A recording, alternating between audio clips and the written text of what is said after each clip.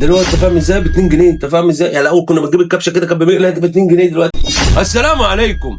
بسأل عن النقاب. هل يجوز قلع النقاب في البيت؟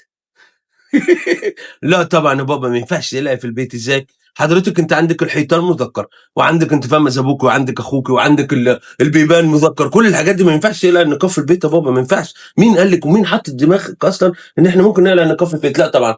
انا من هذا المنصه ما اقدرش اقول لك ان لا طبعا ما ينفعش. خليكي بالنقاب، وحتى لما تنامي برضو نفس الفكره، انت برضو مركبه النقاب. انت يابا خليك ده بقى المنتج الجديد، رخيص قوي. خلي بالك دلوقتي انت فاهم ازاي؟ ب 2 جنيه. انت فاهم ازاي؟ يعني الاول كنا بنجيب الكبشه كده كانت ب 2 جنيه دلوقتي انت فاهم ازاي؟ حتى على الشاي بتاع الكلام ده ما بيفرقلكش ما بين العقل الواعي واللاواعي.